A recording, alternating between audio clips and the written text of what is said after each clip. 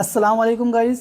12th physics chapter number 2 mechanical properties of fluid का numerical part 4। तो आज हम और न्यूमेरिकल्स सॉल्व करने वाले हैं।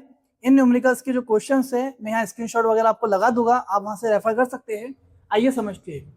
देखिए, दो मेटल प्लेट है, वो पानी में डूबी हुई है और वो मूव कर रही है। उन मेटल प्लेट्स का जो एरिया है, रकबा है, वो 100 सेंटीमीटर स्क्वायर का है।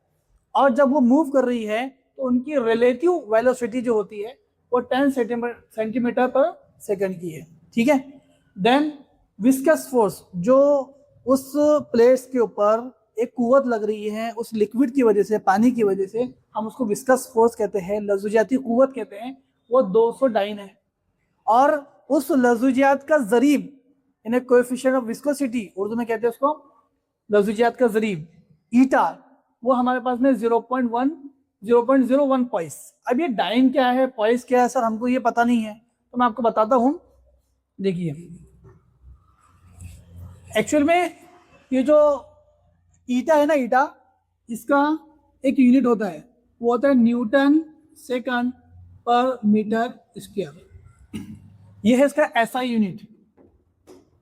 और ऐसे ही इसका सीजीआई यूनिट होता है और डाइन सेकंड पर सेंटीमीटर स्क्वायर। यह है CGS यूनिट है और ये SI यूनिट है। अब ये पूरा डाइन सेकंड पर सेंटीमीटर स्क्वायर को ही हम लोग पॉइस कहते हैं। तो ये आप लोगों को पता होना चाहिए। ये आई थिंक मैंने लेक्चर अपलोड किया है, उसमें आपको बताया होगा।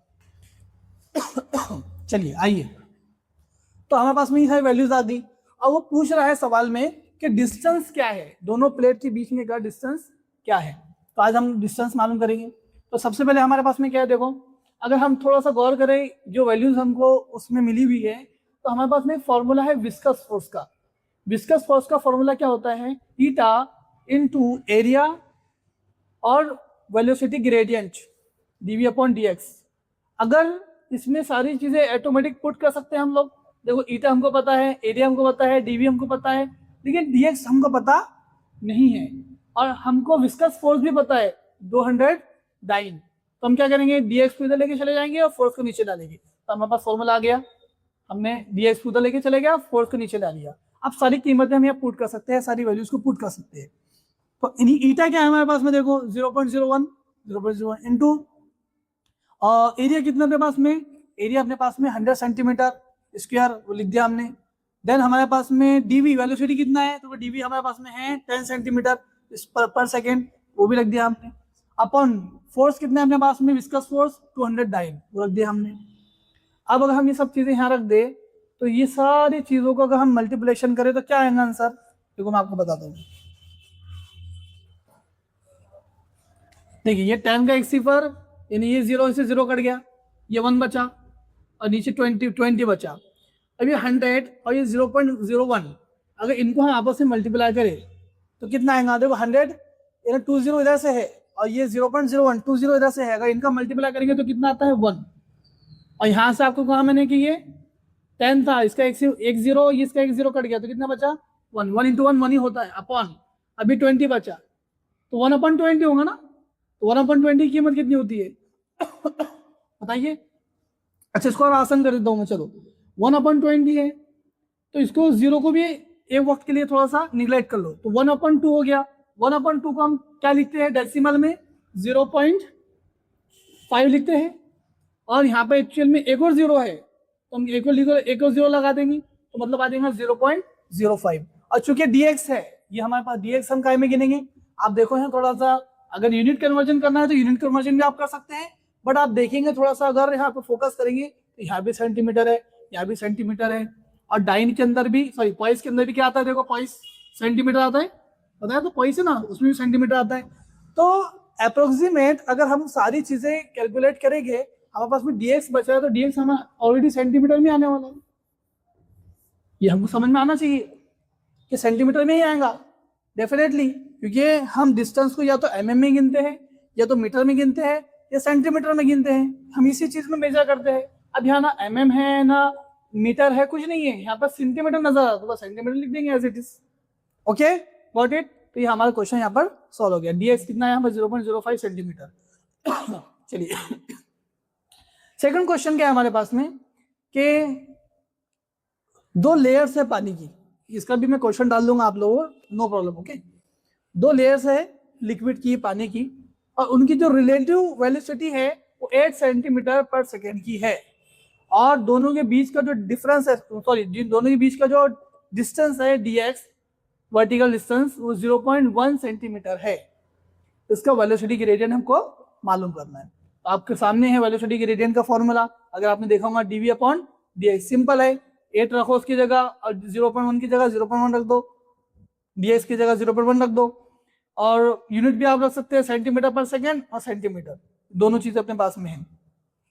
अगर यहाँ देखो सेंटीमीटर तो बचा रहे, सेंटीमीटर तो सेंटीमीटर क्या हो जाएगा, कैंसिल हो जाएगा, तो 1/s बचेगा, 1/s बोले तो पर सेकेंड बचा, और 8 है और 0.1 है। अब इसको हम क्या कर सकते हैं, देखो अब ये 0.1 को थोड़ा सा डिवाइड करना मुश्किल है, तो हम दोनों को क्या करते हैं 10 से मल्टीप्लाई कर देंगे। जब दोनों को 10 से मल्टीप्लाई करेंगे ये हो जाएगा 80, और 0.1 को अगर 10 से मल्टीप्लाई करेंगे तो हो जाएगा 1, यानी कितना बचेगा अपने पास में, अपने पास बचेगा सिर्फ ओनली 80, तो 80 पर सेकेंड।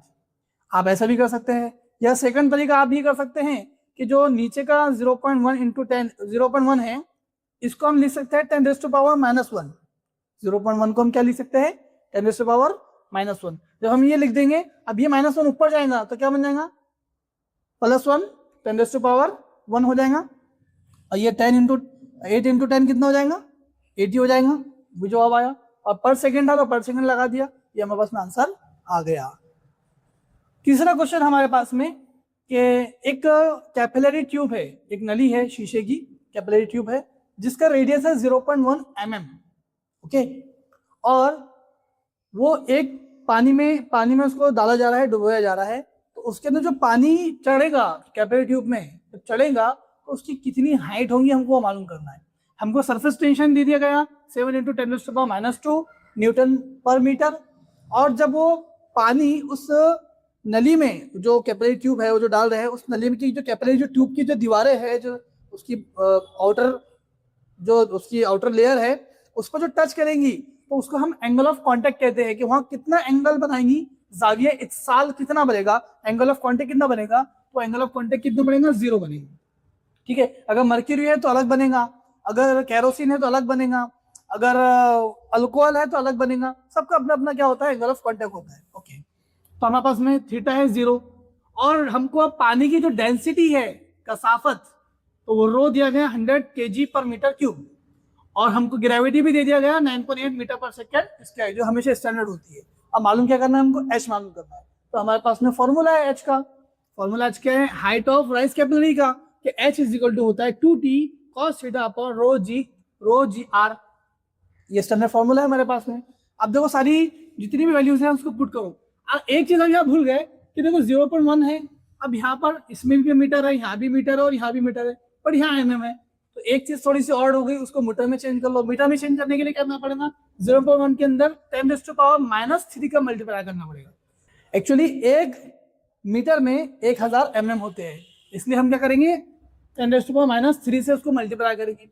अब ये 0.1 है, ये भी थोड़ा सा ऑड नंबर है, थोड़ा सा मल्टीप्लाई करने में, डिवीजन करने में प्रॉब्लम जाएगा, इसलिए हम क्या करते हैं उसको 1 बना देंगे। उसको अगर 1 बनाएंगे तो 10 से मल्टीप्लाई करना पड़ेगा, तो अगर 10 से मल्टीप्लाई करें तो ये 10 की पावर -3 है तो -4 बन जाएगा। This is the last final value of radius.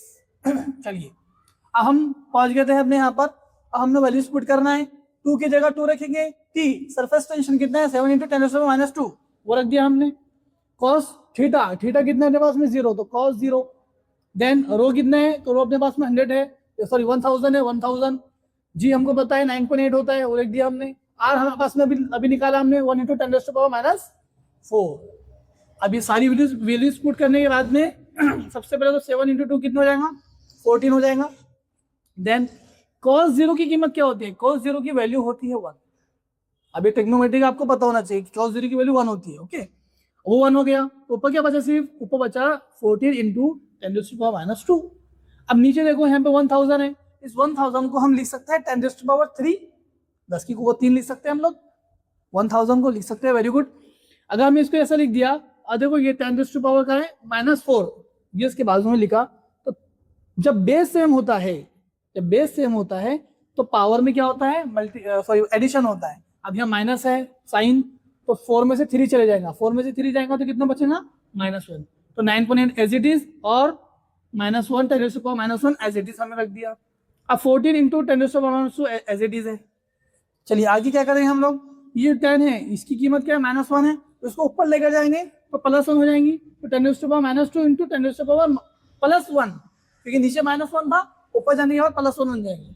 अभी 2 में से 1 चले जाएगा तो कितना बचेगा, ओनली -1 बचेगा, यानी 14 इंटू 10⁻⁻1। और नीचे हमारे पास 9.8 है, वो एज इट इज बचा है, तो 9.8 एज इट इज। अब देखो 14 इंटू 10⁻⁻1 है, तो अगर -1 मल्टीप्लाई होगा तो कितना बन जाएगा, 1.4। ये 1.4 है, ये 9.8 है। अब दोनों भी थोड़ी सी ऑड के माने, दोनों को क्या करो, थोड़ी सी इवन वैल्यू बनाओ, तो क्या हो जाएगा, इसको हम 14 समझ सकते हैं, इसको 19 हम समझ सकते हैं, या फिर हम 10 से मल्टीप्लाई कर दो दोनों तरफ, तो ये 14 बन जाएगा, ये 98 बन जाएगा। अब 14 98 को हम डिवाइड कर सकते हैं 14 7 से 98 होता है, 14 का अगर पारा पड़े हम तो 7 पर 98 आता है, तो 1/7। और 1/7 की अप्रोक्सीमेट वैल्यू आप डिवाइडेशन करेंगे तो आपको पता लगेगा 0.1428 होता है। अब फिर यूनिट लिखेंगे आप, तो यूनिट देखो आप, यहाँ पर मीटर है, यहाँ पे मीटर है, यहाँ पे मीटर है, बाकी सब एक दूसरे में कैंसिल हो जाएगा। तो हम हमेशा हाइट को या तो सेंटीमीटर में गिनेंगे, या तो mm में गिनेंगे, या तो मीटर में गिनेंगे। अब हम अपना सेंटीमीटर तो है नहीं, mm को हमने तो मीटर में चेंज कर लिया था, बाकी सब मीटर में ही है, तो अप्रोक्सीमेट हमारे पास में फाइनल आंसर मीटर में ही आने वाला है। तो 0.1428 मीटर हमारे पास में हाइट आ गई है। तो आई होप आपको ये न्यूमेरिकल्स बहुत अच्छे से समझ में आए हो। आप एग्जाम में क्या करना, अगर आपको कहीं भी कंफ्यूजन आ रही है, एटलीस्ट आप लोग क्या करो, गिवन डाटा जो आपको क्वेश्चन में दिया जा रहा है वो given data as it is लिख दो, उस पर भी आपको 1 मार्क मिलेगा। गिवन डाटा लिख दो, आपको फॉर्मूला समझ में आ रहा है, फॉर्मूला लिख लो, आपको गिवन डाटा फॉर्मूला पर 1 मार्क मिलेगा। 3 मार्क का क्वेश्चन आता है 4 मार्क का क्वेश्चन आता है, तो आप 3 मार्क के 4 मार्क के क्वेश्चन में अगर इतना भी कर ले रहे हैं तो 1 मार्क तो आपको मिल ही जा रहा है। तो ईजी है आपके मार्क्स लेना, छोड़ना नहीं क्वेश्चन को, क्योंकि आपको पता है ये सारी वैल्यूज, टर्म्स आपको पता है। अगर टर्म्स आपको पता है कि किसको क्या कहते हैं, रो को डेंसिटी कहते हैं, जी हमारा ग्रेविटी होता है, थीटा हमारा एंगल ऑफ कांटेक्ट होता है, टी हमारा सरफेस टेंशन होता है, आर हमारा रेडियस होता है, अगर ये आपको पता ही है तो आप तो क्वेश्चन में से सब चीजें निकाल के लिख सकते हैं ना, है ना। ओके, तो एग्जाम में क्वेश्चन छोड़ने की बजाय एटलीस्ट गिवन डाटा और फॉर्मूला तो हम लिख दे, अगर उसके बाद भी आपको सॉल्व करके आए तो सॉल्व करें, वरना आपको तो मार्क्स मिलने वाले हैं। लेकिन सबसे इंपॉर्टेंट चीज है, आपको यूनिट लिखना है। यूनिट आपने नहीं लिखा तो आपका मार्क आधा, ये 1 मार्क आपका कर सकता है, आपकी इतनी बुरी मेहनत क्या चली जाएगी, वेस्ट हो जाएंगी। ओके, तो आई होप आपको ये सारी चीजें समझ में आई हो। अगर आप चाहते हैं कि ऐसे हो न्यूमेरिकल्स में और लेकर आओ, और फिजिक्स के सारे चैप्टर वाइज उनके डेरिवेशंस, उनकी पूरी थ्योरी पार्ट, उनके एक्सपेरिमेंट्स, और साथ ही साथ उनके न्यूमेरिकल्स भी लेकर आओ, तो please support me. I will start every chapter with beginning.